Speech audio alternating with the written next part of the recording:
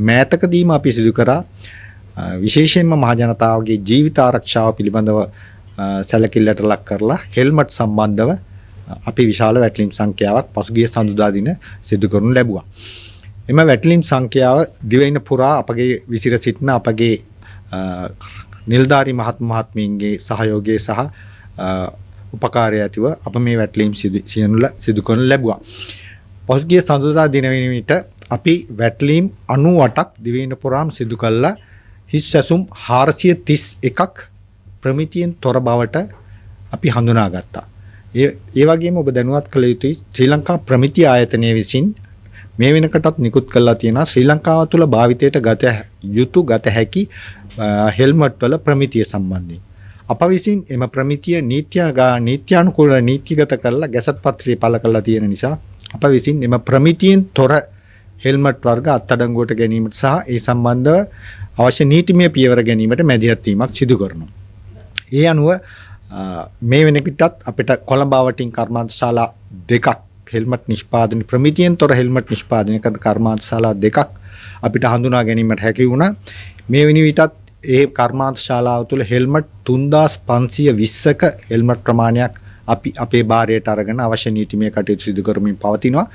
ඒ නිසා ඔබ හෙල්මට් එක මිලදී ගැනීමේදී ඔබගේ පමණක් නෙවෙයි ඔබගේ පිටිපස්ස යන සමහරවිට බිරිඳ වෙන්න පුළුවන්, දරුවා වෙන්න පුළුවන්, එහෙම නැත්නම් බිරිඳ මේ මෝටර් සයිකලයේ පදවගෙන යන විට ස්වාමියා වෙන්න පුළුවන්, ඥාතියෙක් වෙන්න පුළුවන්. හැම කෙනාගේම ඔබ වෙන්න පුළුවන්. ඒ හැම කෙනාගේම ජීවිතය රැක ගැනීම අප සියලු දෙනාගේම සතු වගකීමක්. ඒ නිසා හෙල්මට් භාවිතා කරන ඔබ සියලු දෙනාගේම වගකීමක් වෙනවා. ප්‍රමිතියෙන් යුතු හෙල්මට් එකක් භාවිතා කර තමන්ගේ ජීවිතය ආරක්ෂා කර ගැනීමට. රෝද දෙකක් උඩ යන වාහනයක් නිසා අනතුරු බහුල වීමේ අවදානම වැඩි. ඒ නිසා හෙල්මට් භාවිතා කිරීමේදී ප්‍රමිතිය සහිත හෙල්මට් භාවිතා කිරීම අත්‍යවශ්‍ය බව කාරුණිකව ඉල්ලනවා. ඒ වගේම මහ ජනතාවගෙනුත් ව්‍යාපාරික ප්‍රජාවගෙනුත් ඉල්ලනවා අපි මෙම හෙල්මට් අලෙවි කිරීමේදී සහ මිලදී ගැනීමේදී ප්‍රමිතියෙන් යුතු හෙල්මට්ම මිලදී ගැනීමට අවශ්‍ය කටයුතු කරන්න කියන එක කාරුණිකව ඉල්ලීමක් කරනවා. සභාපතිතුමා දැන් මේ අත්‍යවශ්‍ය භාණ්ඩවල මේ වගේම කටයුතු වෙනවද ජනතාවට මේකම ගැටෙන මේ සම්බන්ධව ඔයා බලනවාද මේවා ගන්නත් එතකොට වැටලීම් වෙනවද ඒක? ඔව් බොහොම ස්තුතියි මගේ ප්‍රශ්නය අහුවට.